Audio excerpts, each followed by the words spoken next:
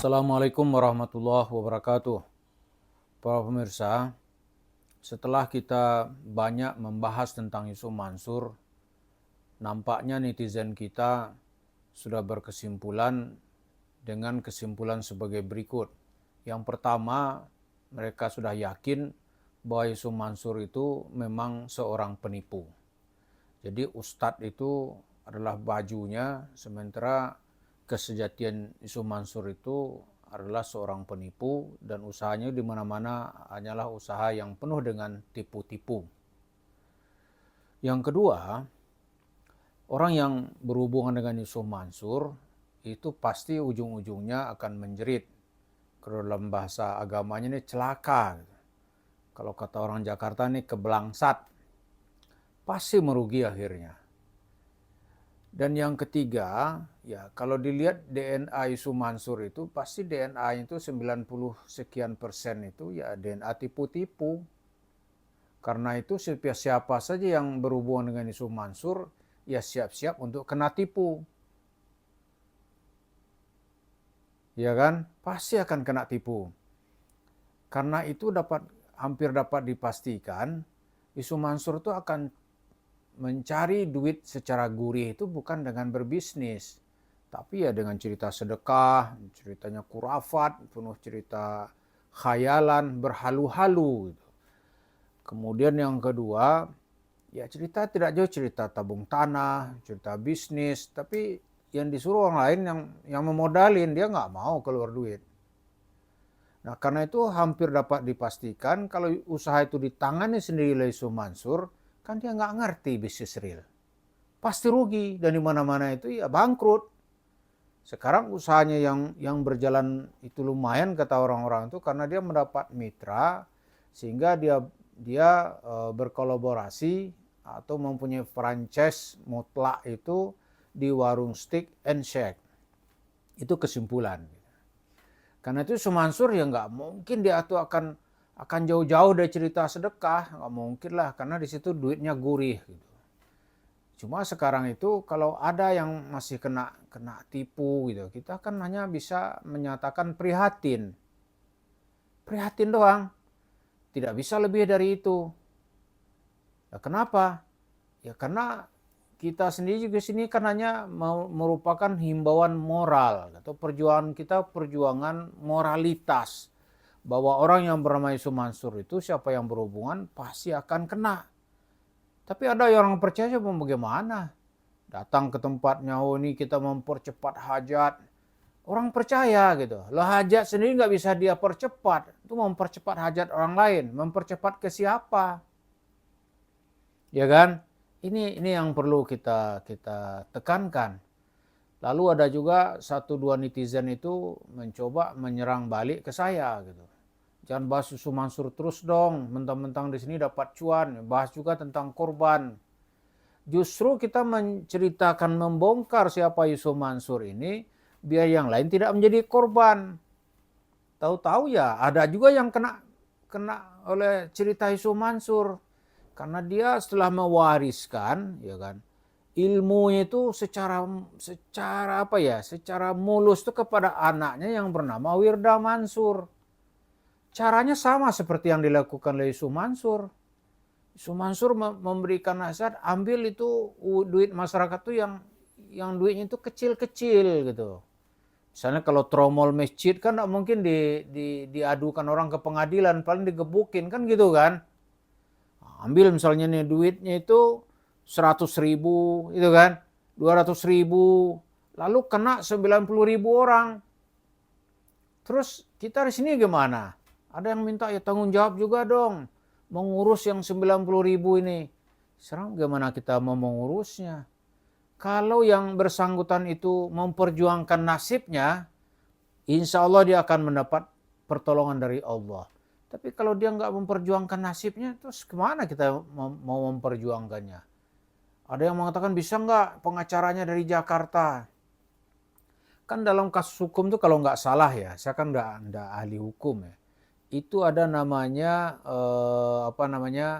kasus itu harus mengikat tempat, ya kan? lokaliktus, dialektus kalau nggak salah itu bunyinya, tapi nggak usah ditanggapi. Tapi ada persoalan tempat. Nah, korban itu kan seperti yang dilakukan oleh Wirda Mansur itu dengan komunitas milenial anti bokeh itu sebagian besar kan di Jawa Timur. Maka harus ditunjuk siapa pengacara yang ada di Jawa Timur. Kalau nggak begitu, oh tuh cost-nya terlalu besar. Kemudian ya Yusuf Mansur telah menyadari hal seperti itu karena itu dia santai aja. Wirda pun sudah diajar, udah liburan aja udah. Nggak usah ditanggapin. Kan 90.000 orang banyak. Berapa orang yang sanggup nanti memberikan kuasa kepada lawyer gitu. Ya kan? Itu udah dihitung sama dia. Paling orang Islam nih tadi tuntut, ya udah pergi ke luar negeri. Dia foya-foya dengan uang itu. Ada uangnya 9 miliar ternyata gitu. Lalu sebagian besar tentu dia investasikan kan.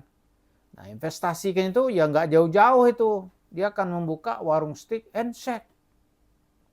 Karena itu walaupun Yusuf Mansur bersumpah, wallahi ini hasil usaha anak aneh. Itu ada itu 250 jemaah kota wisata Cibubur itu pasti berkesimpulan Anda ini menggarong duit kami gitu. Itu warung steak and shake itu duit dari sebagian besar jemaah masjid kota wisata Cibubur. Jumlahnya 55 miliar. Kita membahas ini karena kita pula disalahkannya. Udahlah jangan bahas itu terus. Nanti ukhuwah umat jadi rusak. Ini kadang-kadang nggak nyambung ini. Justru dengan ini yang kita bahas itu supaya persaudaraan umat Islam itu persaudaraan berdasarkan iman dan kemurnian dalam mempertahankan agamanya. Kalau ini nggak dibahas gitu, masa perampok-perampok masuk masjid itu dibiarkan gitu? Iya kan? Masa dibiarkan? Di zaman Nabi aja itu masjid ya, masjid kaum munafikin itu dihancurkan oleh Nabi, namanya Masjid Dirar. Kalau sekarang nih Ustadz munafikin misalnya, masa dibiarkan? Dia akibat kita nggak fokus membahas masalah ini, sebagian orang-orang tuh ya dia berhania aja dia. Malah sekarang ada second land dari Yusuf Mansur ini namanya nggak usah saya sebut. Dia juga seorang napi. Dulu tuh dia tertangkap mencuri emas. Ada CCTV-nya. Lalu ditangkap, diadili. Nah sekarang dia sudah keluar berpenampilan lagi sebagai seorang ustadz. Saya heran juga itu ya. Yang dijualnya apa? Rambut Nabi. Kan ngeri nih. Ada nggak yang percaya? Ya ada juga. Kita kalau halal begini ya nggak bisa. Kita bagaimana meyakinkan meyakinkan lalat bahwa madunya tumbuh-tumbuhan itu, semerbak wangi tumbuh-tumbuhan itu atau bunga itu lebih menarik kalau yang menanggapinya ini lalat hijau gitu. Bagi lalat hijau kan bau sampah lebih menarik buat dia. Ya, kita kan nggak bisa juga. Jadi kita mengangkat kasus Yusuf Mansur bukan berarti kita akan ini membiayai apalagi menguruskannya secara detail. Itu kan ada lagi pihak yang bertanggung jawab. Kalau yang masyarakat itu mau menggugat. Ada lagi saya ditanya-tanya kapan ketemu. Saya bingung juga ini. Urusannya apa? Ini urusan saya belum selesai. Itu menyuruh saya mencarikan dana gitu untuk mengurus kasusnya. Ini kan aneh gitu. Aneh kan? Kan aneh gitu. Jadi itu yang terjadi gitu. Seperti misalnya ada banjir di Bekasi gitu. Kita memberitakan banjir di Bekasi, banyak orang-orang yang kehilangan tempat tinggalnya terendam air gitu. Itu bukan berarti mau nyuruh pula kita berenang di tempat air, itu kan nggak mungkin itu. Ya kan? Tapi kalau mencarikan bantuan siapa yang sanggup membantu ya kita mungkin bisa menyuarakannya. Jadi mengolah Yusuf Mansur ini perlu kebersihan hati juga, kebersihan hati, keikhlasan. Begitu juga nanti meningkatkan pemahaman beragama kita. Gitu. Karena bagi Yusuf Mansur, orang-orang yang sanggup dia pengaruhi, pasti dia akan pengaruhi terus. Karena dia nggak ada tempat lari. Karena bagi Yusuf Mansur, meraup uang sedekah, kemudian menceritakan cerita tabung tanah, mengajak orang berinvestasi, itulah modus-modus dia untuk mendapatkan uang. Setelah itu dia kabur. Sebagaimana Wirda Mansur juga kabur-kaburan. Ya, kalau kita lihat jejaknya ada di warung steak and shake aja. Tambah terus gitu. Tapi orang kita jelasin ini uangnya uang hasil dari begituan, orang belum tentu juga percaya kan. Tapi alhamdulillah lama-lama kita ceritakan ini, masyarakat mulai percaya. Dan kita lihat hasilnya dalam waktu yang tidak terlalu lama. Terima kasih. Assalamualaikum warahmatullahi wabarakatuh.